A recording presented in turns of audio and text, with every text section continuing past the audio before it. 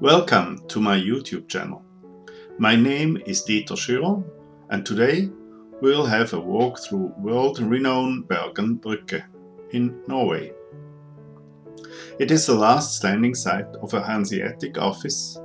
All others were demolished long ago. The first original buildings were constructed at Bergen, the harbour of Bergen, in 1350 by the German Hansa, a mighty commercial federation that dominated trade in the Middle Ages on the North Sea. Bergen Bryggen has been added to the UNESCO list of World Cultural Heritage Sites in 1979. This is a video of my series Best of Norway. Coming from the center of Bergen, we have to walk to the old harbour. At the inner end of the Bergen, there is the famous daily fish market, which is open in the tourist season. Coming to the Bryggen side of the harbour, we pass the first stone buildings from around 1900. These replaced a part of the old wooden buildings and were constructed in the new Hanseatic style. The history of the Bryggen area is much older than today's site. The oldest evidence of humans at this place date back to about 450 before Christ. There were signs of farming found, and woods still would be near the shore. About 1,000 years later, there was still farming, but the woods had retracted to the hillside and there was more agriculture with fields of oats, barley and wheat. The village must have grown and first trading had emerged around 1000 after Christ. King Olav Kyrre founded Bjørgvin, the old name of Bergen, finally as a city in 1070. 1170, the episcopate of Western Norway was moved from the small island Silja to Bergen, and as from 1219, Bergen was used as Norway's capital. Before 1299, this centre was moved to Oslo. In this time span, commerce and trade must have grown, and 1350, the Hansa, the large German-dominated trade association in the north, decided to open its first office at Bryggen, and the first such buildings were constructed. There are several shops at the front of the Bryggen buildings. I would like to point out the first shop when coming from the fish market. This is a Christmas shop that offers such decorations during the whole year, not only at Christmas time. You can find a great variety of pieces, from figures to glass bowls to candle holders and Christmas cards and many more. Many shops have nice sculptures over the entrances, like the unicorn at the restaurant Unicorn or an angel. Just open your eyes and you'll find more.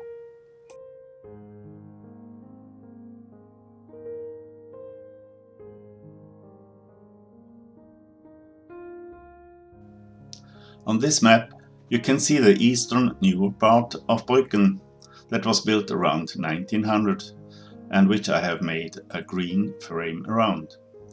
But I will concentrate on the western part that I have made a red rectangle around. This part is still from the Middle Ages, but the houses got new panels, shielding them from weather start in the first years of the 17th century. There are 10 small paths into the area of Bryggen. We will enter a bit into Bygården. You pronounce the A with a circle on top like an O, and then stroll into Bredsgården and then head back to the front through Belgården. Gården means farm, but here it is used as a description of one row of houses. We enter Bygården. As you can see, these houses were built using rough rectangular cut beams. These are still visible on the lower part of many houses. The upper part has been covered with the wooden panels, usually painted in Lauv Rød, a red paint which was used for barns in old times. In the ground floor, and sometimes also on the first floor, there are many shops.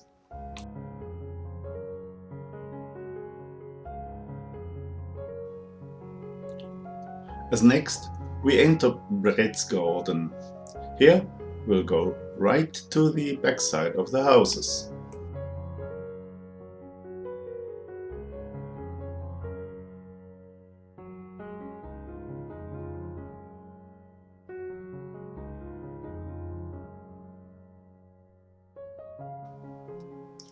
On the map on the wall of the way, you can see that the row was home to many houses.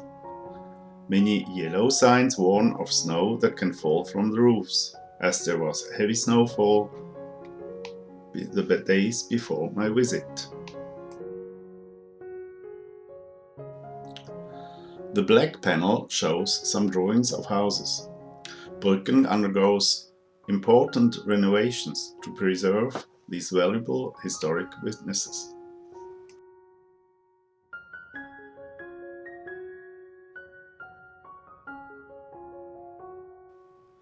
Looking up, you can see the cranes in the roofs that were used to haul goods that were delivered by ship to Bryggen to the storage rooms. Many of the cranes can be used even today.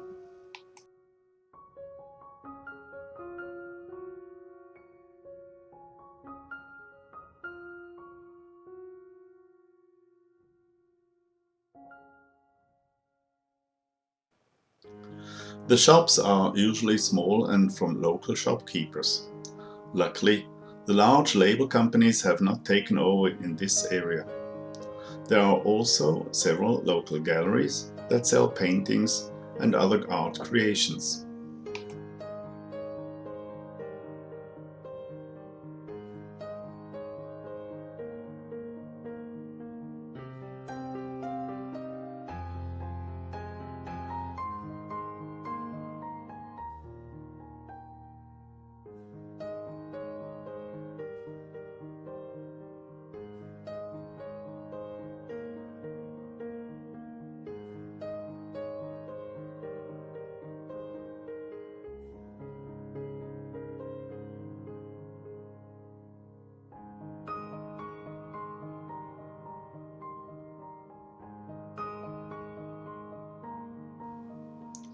As you can see, the floor is made of boards, as the ground would be wet and soft and muddy. Usually, there are hundreds of visitors within these paths, but now in wintertime, only few people find their way into Bryggen, usually locals.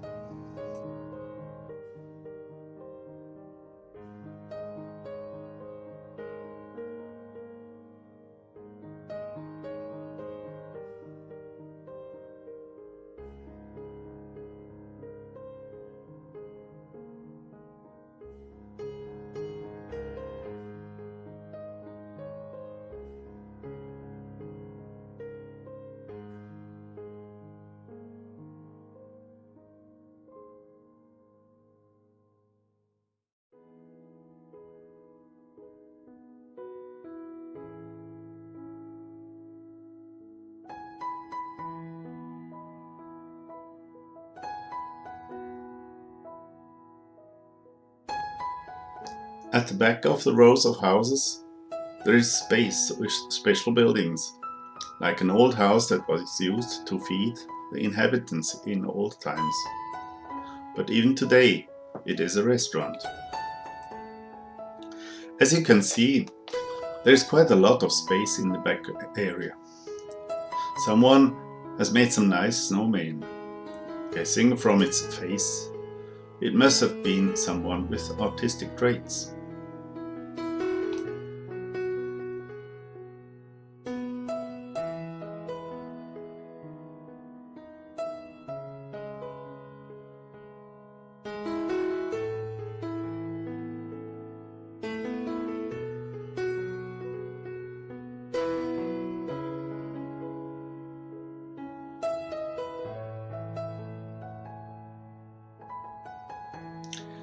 Norwegians are used to snow.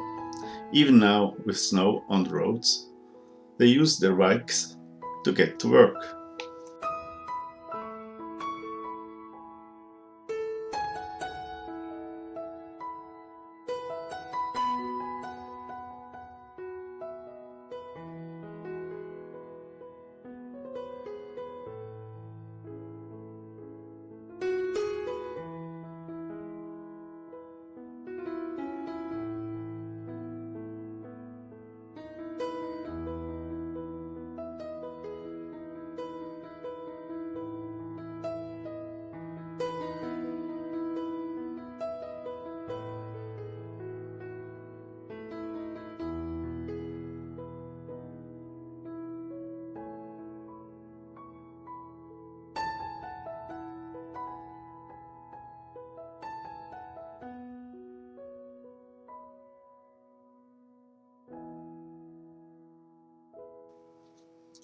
Now we are in Bergen to find our way back to the front of the Bryggen.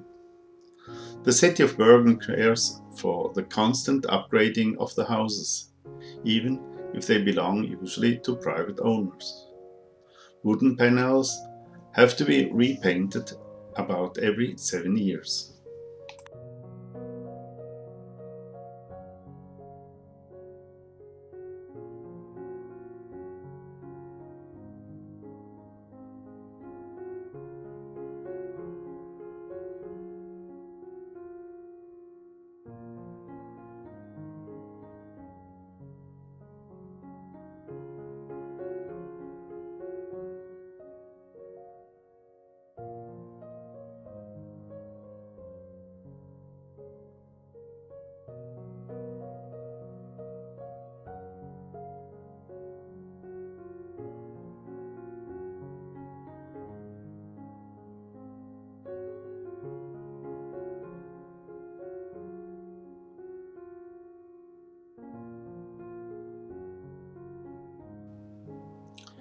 Some of the house walls are now covered with plywood, where there are larger renovations ongoing.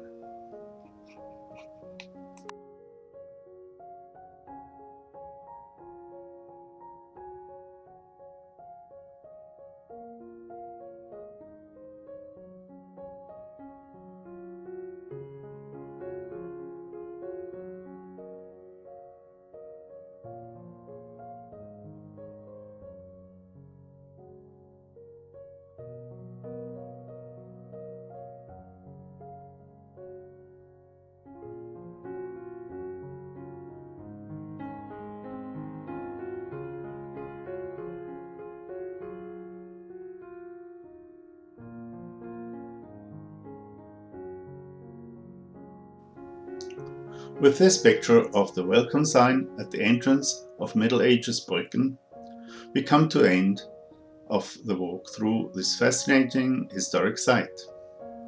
I hope you enjoyed this as much as I did, and perhaps you will once visit this place too. As I'm home in Norway, just about 200 kilometers north of Bergen, I have the privilege to return many times. If you liked this episode, please consider to subscribe free of charge to my YouTube channel using your Google Gmail account, and don't forget to press the like button. I would also like to point out that there are several other videos in my channel from Norway and from adventures with my trawler yacht. Please visit them too. I'm looking forward to you being my guest in my next episode. Until then, goodbye.